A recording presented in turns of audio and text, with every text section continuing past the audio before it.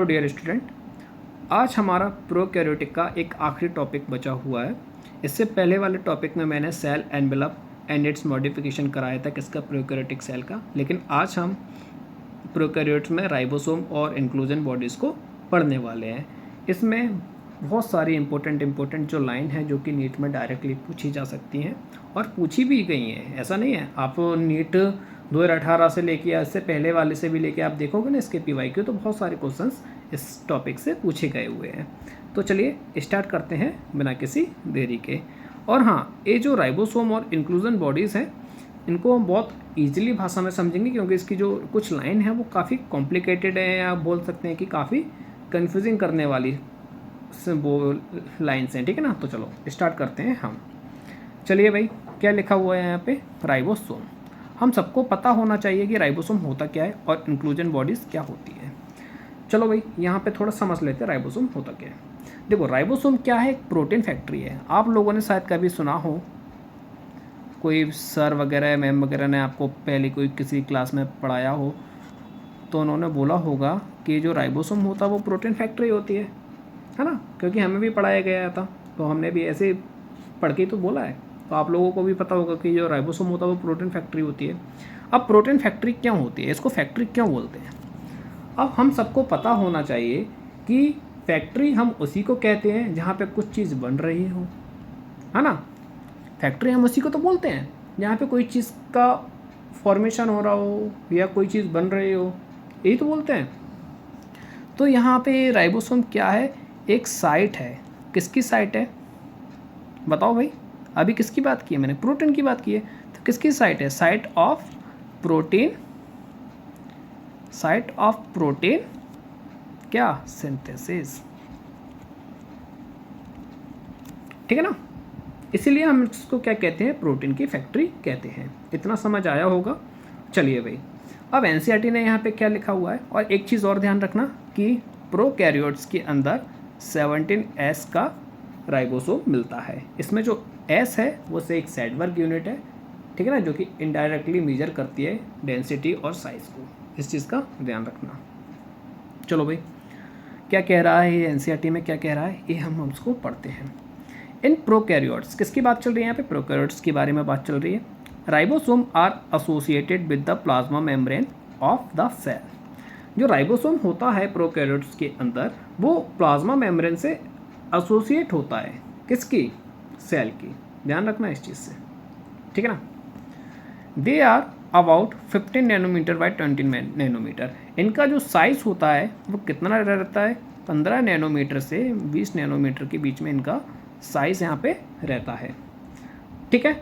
और ये दो सब यूनिट से मिलकर बनी हुई होती है।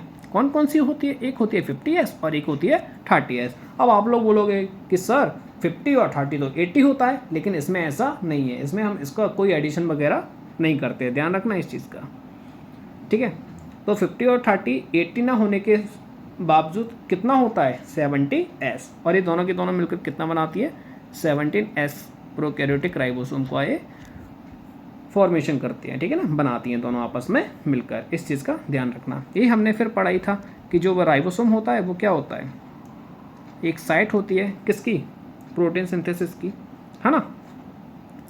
अब एक यहाँ पे बहुत ज़्यादा इंपॉर्टेंट लाइन है भाई, हर साल पूछी जाती है, यकीन ना हो ना तो नीट के PYQ देख लेना 6-7 साल पुराने, कई बार पूछा जाता है। कई बार स्टेटमेंट में दे देता है, कई बार डायरेक्टली दे देता है, डेफिनेशन दे देगा, पूछे बोलेगा अभी बताओ क्या है ये। तो देखते हैं क्या है, सुनो ध्यान से। सेब्रल राइबोसोम में क्या लिखा हुआ है, several ribosome may attach to a single mRNA and form a chain called a polyribosome. मतलब क्या है इसका, सुनो ध्यान से, अच्छे से सुनना। जैसे मान के चलो ये यहाँ पे एक mRNA है, हम सबको पता है कि भाई mRNA होता है वो मैसेंजर RNA कहलाता है, और वही मैसेंजर RNA क्या होता है, कुछ कोड्स लेके आता है, कुछ इन्फॉर्मेशन लेके आता है, वो यहाँ पे राइबोसोम को देता है, और राइबोसोम उसी के अकॉर्डिंग क्या बनाती है, प्रोटीन बनाती है ना। और ये जो कोड है, वो जो इन्फॉर्मेशन वो कहाँ से लेके आता है, DNA से लेके आता है ना, क्योंकि मेन जो इन्फॉर्मेशन है वो किसके पास है, DNA के पास है। तो एक चीज़ और ध्यान रखना, DNA से आरएनए अगर बन रहा है तो उसको हम बोलते हैं ट्रांसक्रिप्शन। क्या? डीएनए से अगर आरएनए, जैसे डीएनए है, डीएनए से अगर आरएनए बन रहा है तो इसको हम क्या बोलेंगे? ट्रांसक्रिप्शन। और आरएनए से क्या बन रहा है? प्रोटीन। आरएनए से प्रोटीन बन रहा है तो उसके लिए हम बोलेंगे ट्रांसलेशन। इस चीज़ का ध्यान रखना, ये बहुत कंफ्यूजिंग वाली चीज़ें होती हैं ये, ट्रांसक्रिप्शन और ट्रांसलेशन। ठीक है ना, इसको हम और आगे सीखेंगे। ठीक है ना, ध्यान रखना इस चीज़ का, इसको बहुत आगे सीखेंगे अपन। चलो, तो हम कहाँ थे? सुनिए ध्यान से कि पॉलीसोम और राइबोसोम किसे, पॉलीराइबोसोम किसे कहते हैं? तो देखो, ये हमारा क्या है? एमआरएनए भाई साहब है ना। ये डीएनए का कौन है? चौवा है। डीएनए का चौवा कैसा है? ये सारे के सारी जो इन्फॉर्मेशन लेके जाता है ये जाता है ना। जैसे बॉस कौन है? डीएनए। और एमआरएनए कौन है? उसका नौकर, चौवा। ठीक है। अब यहाँ पे क्या होता है? यहाँ पे कई सारे राइबोसोम आके बैठ जाते हैं और किसका फॉर्मेशन करते हैं? पॉलीराइबोसोम का। किसका? पॉलीराइबोसोम का। और पॉलीराइबोसोम को हम एक और नाम से जानते हैं, इसको हम कहते हैं क्या? पॉलीसोम। ठीक है। अब ये राइबोसोम क्या करते हैं मैं बता देता हूँ। ये जो राइबोसोम है ना, ये क्या करते हैं? राइबोसोम बोल लो या इनको पॉलीसोम बोल लो, पॉलीराइबोसोम बोल लो, ये क्या करते हैं? ट्रांसलेट करते हैं। किसको? एमआरएनए को प्रोटीन में। अभी मैंने बोला था ना कि ट्रांसलेशन कैसे कहते हैं, तो एमआरएनए से यानी कि आरएनए से प्रोटीन बनने को ही हम क्या कहते हैं? ट्रांसलेशन कहते हैं, है ना। तो यहाँ पे ये हमारा जो राइबोसोम था वो यहाँ पे फिनिश हो गया, और जो यूकैरियोटिक वाला राइबोसोम है वो हम नेक्स्ट वाले जो लेक्चर होंगे ना यूकैरियोट्स वाले, उसमें हम अच्छे तरीके से डिस्कशन करेंगे। लेकिन फिर भी समझ लो क्या होता है, जो यूकैरियोटिक होता है ना वो 80S का होता है, 80 नहीं 80S। ठीक है ना। और इस ये भी दो पार्ट से मिलकर बना होता है, एक होता है 60S और एक होता है 40S। ये सारी की सारी चीज़ें हम नेक्स्ट वाले इसके आगे जो भी राइबोसोम होगा ना यूकैरियोट्स वाला, अकॉर्डिंग टू एनसीईआरटी उसको हम पढ़ेंगे, क्योंकि देखो मैं एनसीईआरटी लेकर चल रहा हूँ। ठीक है। अब बात करते हैं यहाँ पे हम किसकी? इंक्लूजन बॉडीज़ की। हमारे लिए एक और इम्पोर्टेंट टॉपिक है इंक्लूजन बॉडीज़। अब भाई साहब इंक्लूजन बॉडीज़ क्या कहती है? सुनो ध्यान से। इंक्लूजन बॉडीज़ होती क्या है बेसिकली? कि आप लोगों को पता है इंक्लूजन बॉडीज़ क्या होती हैं? पता होना चाहिए आप लोगों को क्या होती है इंक्लूजन बॉडीज़, है ना। क्योंकि इंक्लूजन बॉडीज़ के बारे में अगर अपन को नहीं पता तो हमारे लिए थोड़ी कैसी है, दिक्कत वाली बात है ये। तो चलो भाई, इंक्लूजन बॉडीज़ होती क्या है? इंक्लूजन बॉडीज़ का जो मेन काम होता है वो होता है स्टोरेज का। किसका काम रहता है? स्टोरेज का। अब भाई क्या स्टोर करते हैं ये? अब मान के चलो कहीं खाना पीना ज़्यादा मिल गया बैक्टीरिया को, उन्हें कि अरे वाह ये तो हमारा बल्ले बल्ले वाला केस है, इतना सारा खाना, अब हम इस खाने का क्या करें? तो ये क्या करते हैं? कुछ ग्रेन्यूल्स के फॉर्म में, बोल सकते हैं कुछ ग्रेन्यूल्स के फॉर्म हो या किसी के भी फॉर्म में, ये खाने को जो उनका जो फूड होता है या जो एनर्जी फॉर्म में फूड होता है उसको क्या कर लेते हैं? रिजर्व कर लेते हैं। इस चीज़ को ध्यान रखना, स्टोर कर लेते हैं। रिजर्व मतलब होता है स्टोर कर लेते हैं। ठीक है ना। तो एनसीईआरटी क्या कहती है? एनसीईआरटी से यहाँ से क्वेश्चन आता है, ध्यान रखना, इसको कर लेना अच्छे तरीके से, बहुत ज़्यादा इम्पोर्टेंट है। इस साल के लिए भी बता रहा हूँ मैं, इस साल के लिए भी इम्पोर्टेंट है ये। तो सुनो लिखा क्या है इस पर। इंक्लूजन बॉडीज़ हमारा टॉपिक है, एक छोटा सा प्यारा सा। Reserve material in a prokaryotic cell are stored in the cytoplasm in form of inclusion bodies। एक क्या होता है? एक रिजर्व मटेरियल होता है। अब एक्चुअली में रिजर्व मटेरियल होता क्या है हम सबको ये भी पता होना चाहिए, है ना।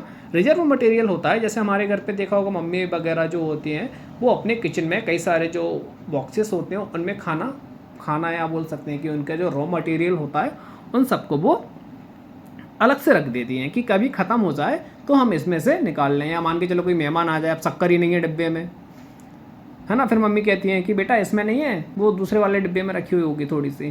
तो ऐसे ही इनका होता है, ऐसे ही इनके लिए भी इंक्लूजन बॉडीज़ होती है। अब मान के चलो इनके पास एनर्जी हो गई है ख़त्म, अब एनर्जी ख़त्म हो गई, अब ये क्या करें?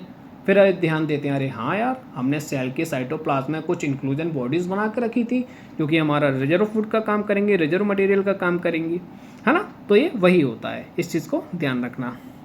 अब सुनो ध्यान से एक लाइन और क्या कह रहा है? These are not bound by any membrane. एक किसी भी मेम्ब्रेन के साथ बाउंड नहीं होता, ध्यान रखना इस चीज़ का। राइबोसोम जैसे ही है वो भी कैसा होता है? नॉन मेम्ब्रेनस होता है। ठीक है ना। चलो, अब यहाँ पे क्या लिखा हुआ है, अब इनके कुछ ग्रेन्यूल्स हैं जो कि फ्री फॉर्म साइटोप्लाज्म में तैरते रहते हैं, घूमते रहते हैं, बढ़िया सभी ऑर्गेनल से पूछते हैं और भाई कैसे क्या हालचाल है तेरे, ठीक है, इसी तरीके से घूमते रहते हैं। अब इन्होंने कुछ एग्जांपल्स दिए हैं कौन कौन से हैं, जैसे एक है फॉस्फेट ग्रेन्यूल्स, एक है साइनोफिशिन ग्रेन्यूल्स, एक है ग्लाइकोजन ग्रेन्यूल्स, ठीक है ना।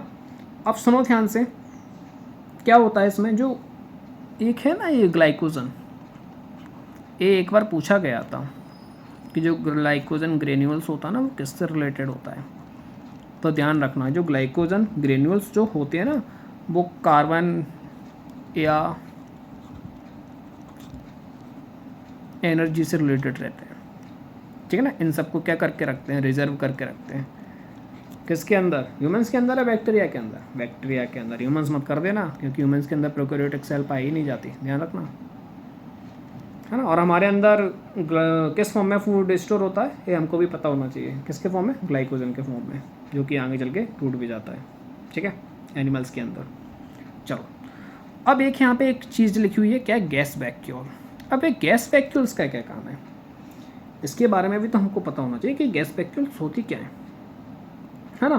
तो ये क्या करती हैं, ये बायोंसी को मेंटेन करके रखती हैं, बायोंसी को भी मेंटेन करके रखती हैं, बढ़िया, ठीक है ना। और किसके अंदर पाए जाते हैं ये भी हमको पता होना चाहिए। आपने एक नाम सुना होगा, ब्लू ग्रीन एल्गी, नाम सुना है, इसका एक और नाम होता है, उस एक और नाम को आप लोग कमेंट में लिखोगे, ब्लू ग्रीन एल्गी किसको बोलते हैं, ठीक है ना। ये आप लोग क्या करोगे, कमेंट में लिखोगे कि ब्लू ग्रीन एल्गी को हम एक और नाम से जानते हैं, है ना। तो भाई क्या करते हैं ये गैस वैक्यूल्स, इनको तैरने में भी मदद करते हैं, फ्लोटिंग में भी मदद करते हैं। अब मान के चलो ये कहीं पानी में पड़े हुए हैं बेचारे और गीले हो गए, इनके पास कुछ है ही नहीं है तो डूब जाएंगे ये, ठीक है ना। तो इनको बचाने के लिए ये गैस वैक्यूल्स होते हैं और ये क्या करते हैं, इनकी बायोंसी वगैरह को मेंटेन वगैरह भी करके रखते हैं। यही काम रहता है कि इनका गैस वैक्यूल्स का, ठीक है ना, हेल्प करते हैं इन चीज़ों में। तो उम्मीद करता हूँ आप लोगों को ये सारी की सारी चीज़ें समझ आ गई हूँ। यहाँ पे मैं कुछ इंपॉर्टेंट लाइन्स को थोड़ा हाईलाइट कर देता हूँ क्योंकि बहुत ज़्यादा इंपॉर्टेंट है। देखो, एक ये वाली लाइन इंपॉर्टेंट है, डायरेक्टली पूछी गई थी नीट 2020 में, ठीक है ना। यहाँ से स्टेटमेंट उठ के गए थे, ठीक है। फिर एक ये भी जो गैस वैक्यूल्स होती है उसका क्या काम होता है, ठीक है, ध्यान रखना इन चीज़ों। और एक ये भी पूछा गया था कि जो रिजर्व मटेरियल होता है ना उसका काम कौन करता है प्रोकैरियोट्स में, तो उसका काम करता है कौन, इंक्लूजन बॉडीज़। अगर वीडियो आपको समझ आया हो, ठीक है ना, तो वीडियो को लाइक ज़रूर करें और चैनल को सब्सक्राइब ज़रूर करें क्योंकि प्रोकैरियोट्स से रिलेटेड हम नेक्स्ट वीडियो में क्वेश्चंस लेके आएंगे जो PYQ हैं या फिर जो आने वाले नीट एग्ज़ामों में होंगे, तो उससे रिलेटेड ही सारे के सारे क्वेश्चंस होंगे, ठीक है ना। तो ध्यान रखना, थैंक यू।